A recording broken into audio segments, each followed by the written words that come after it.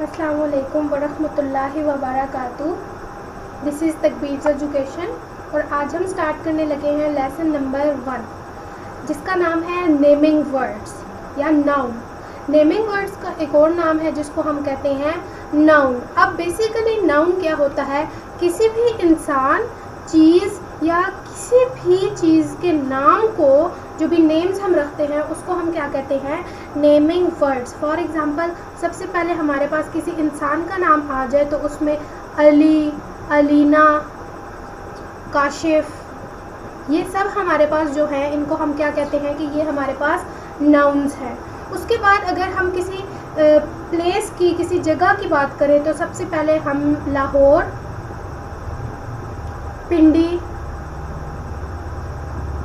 Etcetera हमारे पास जो भी होगा इनको हम कहेंगे कि ये नेमिंग वर्ड्स हैं। तो सबसे पहले किसी भी इंसान के नाम को, किसी भी जगह या शहर के नाम को, और उसके बाद आ जाता है हमारे पास किसी भी चीज़ के नाम को। फॉर एग्ज़ाम्पल, हमारे पास पेन हो, पेंसिल हो, बुक हो या चेयर हो, इन सबको भी हम किन में इंक्लूड करेंगे? नेमिंग वर्ड्स में। तो नेमिंग वर्ड्स हमारे पास ऐसे अल्फाज होते हैं जो भी किसी का नाम हो, किसी इंसान का नाम हो सकता है, वो किसी जगह का नाम हो सकता है, या वो कुछ चीज़ों के नाम हो सकते हैं। इन सब को हम क्या कहते हैं? ये हमारे पास नेमिंग वर्ड्स हैं या नाउन हैं। नेमिंग वर्ड्स हैं या नाउन हैं। वो किसी इंसान के नाम हो सकते हैं, वो किन्हीं जगहों के नाम हो सकते हैं, वो किसी चीज़ का नाम हो सकता है। इस सब को हम क्या कहते हैं? ये हमारे पास क्या है? Naming words. उसके बाद अब आपको उम्मीद है कि समझ आ गई होगी कि नेमिंग वर्ड्स क्या होते हैं। उसके बाद जो हम चीज़ शुरू करने लगे हैं वो इसी नेमिंग वर्ड से की मुतबादिल जगह पे यूज़ की जाती है, जिसको हम कहते हैं प्रोनाउन। जिसको हम क्या कहते हैं? प्रोनाउन। जैसा कि अभी आपने पढ़ा है नाउन, किसी भी चीज़, शख्स या जगह के नाम को हम क्या कहते हैं? नाउन। और आगे लिखा हुआ है प्रो। तो ऐसे अल्फाज जो नाउन की जगह इस्तेमाल हो हम उनको कहते हैं प्रोनाउन। ऐसे अल्फाज जो नाउन की जगह पे इस्तेमाल हो उनको हम क्या कहते हैं? प्रोनाउन। प्रोनाउन में हमारे पास कुछ ख़ास चीज़ें आती हैं, कुछ ख़ास अल्फाज हैं जिनको हम प्रोनाउन कहते हैं। For example, he, she, it, we, they, I, ये सब चीज़ें जो है इनको हम इंक्लूड करते हैं प्रोनाउन में। बेसिक लेवल पे आप जो प्रोनाउन पढ़ने वाले हैं वो ये सारे हैं। अब इनके बारे में मैं आपको एक्सप्लेन करती हूँ कि जो ही है, हमेशा ही जो है वो हम यूज़ करेंगे लड़कों के साथ। अगर किसी लड़के का नाम आ जाए, फॉर एग्ज़ाम्पल अली, हमज़ा, काशिफ, तो उनके साथ हम क्या यूज़ करेंगे?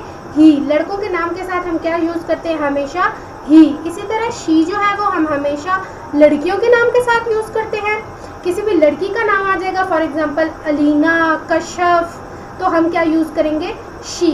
उसके बाद हमारे पास आ जाता है इट। तो इट हम हमेशा एनिमल्स के साथ या नॉन लिविंग थिंग्स के साथ यूज़ करेंगे, जो चीज़ें खुद से खा पी नहीं सकती, जो जिंदा नहीं होती। वी जो है हम उस ग्रुप ऑफ पीपल के लिए यूज़ करेंगे जिसमें आप खुद भी मौजूद हो। मतलब आप खुद हैं, आई, जो हम अपने लिए, माई सेल्फ के लिए हम जो यूज़ करते हैं, आई जो है वो हम यूज़ करते हैं माई सेल्फ के लिए। तो वी जो हम यूज़ करेंगे उस पीपल ऑफ ग्रुप के लिए यूज़ करेंगे जिसमें आप खुद भी हों प्लस आपके कुछ फ्रेंड्स हो। सिमिलरली जो दे है वो आप उन ग्रुप ऑफ पीपल के लिए यूज़ करते हैं जिनमें आप इंक्लूड ना हो, ओनली पीपल, जिसमें सिर्फ लोग मौजूद हों। वही आप किसके साथ यूज़ करेंगे? वही आप उस ग्रुप ऑफ पीपल के साथ यूज़ करेंगे जिसमें आप खुद भी मौजूद हों और आपके कुछ दोस्त भी मौजूद हों। और जो दे है वो आप उन ग्रुप ऑफ पीपल के लिए यूज़ करेंगे जिसमें सिर्फ दूसरे लोग मौजूद हों, आप मौजूद नहीं हों। तो सबसे पहले हमारे पास ही आता है, तो ही हम सिर्फ लड़कों के लिए इस्तेमाल करते हैं, शी हम लड़कियों के लिए इस्तेमाल करते हैं, इट हम जानवरों के लिए और ऐसी चीज़ों के लिए इस्तेमाल करते हैं जो ज़िंदा नहीं होती। वही हम ऐसे ग्रुप ऑफ पीपल के लिए यूज़ करते हैं जिसमें आप खुद भी मौजूद हों और आपके दोस्त भी मौजूद हों। दे हम उन लोगों के लिए इस्तेमाल करते हैं जिनमें आप खुद मौजूद नहीं हो। आई हम जो है वो माई सेल्फ के लिए यूज़ करते हैं, अपने आप के लिए। अगर आप अपनी आप से रिलेटेड कोई बात बता रहे होंगे तो आप उसमें जो लफ्ज़ यूज़ करेंगे वो है आई। उसके बाद अब जो मैं आपको चीज़ समझाने जा रही हूँ वो बहुत ज़्यादा बेसिक है, बट वो थोड़ी कॉम्प्लिकेटेड है, तो मुझे उम्मीद है कि आपको यहाँ पे समझ आ जाएगी। अगर नहीं समझ आएगी तो मैं फर्दर वीडियोस में भी इस बारे में एक्सप्लेन करती रहूँगी। तो वो जो चीज़ है हमारे पास, हम उसको कहते हैं 1 and 2 syllable वर्ड्स। वो होते हैं 1 and 2 syllable वर्ड्स। अब सिलेबल वर्ड्स जो होते हैं वो वैसे डिफरेंट होते हैं, मल्टी सिलेबल वर्ड्स भी हम इसको कह सकते हैं और सिंगल सिलेबल वर्ड भी हम इसको कह सकते हैं, सिलेबल वर्ड्स। तो अब मल्टी सिलेबल वर्ड्स हमारे पास सिलेबल्स की 2 टाइप्स आ जाती हैं, एक होते हैं सिंगल सिलेबल और एक होते हैं मल्टी सिलेबल्स। तो सिंगल सिलेबल जो हमारे पास होते हैं उसमें ओनली 1 सिलेबल होता है और मल्टी सिलेबल में हमारे पास 2 और मोर देन 2 होते हैं। अब सबसे पहले हमें समझना पड़ेगा कि सिलेबल एक्चुअली है क्या। ये जो वर्ड जिसकी हम टाइप्स पढ़ रहे हैं ये एक्चुअली है क्या। तो मैं आपको सिलेबल के बारे में बताती हूँ कि हमारे पास टोटल जो है हम अल्फाज प्रोनाउंस करते हैं उसमें ढेर सारे लफ्ज़ आते हैं हमारे पास। फॉर एग्जांपल पहला लफ्ज़ है हमारे पास स्पेस, ये हमारे पास पहला लफ्ज़ है। तो अब आप देख रहे हैं हम इसको एक सिंगल वर्ड में प्रोनाउंस कर रहे हैं स्पेस।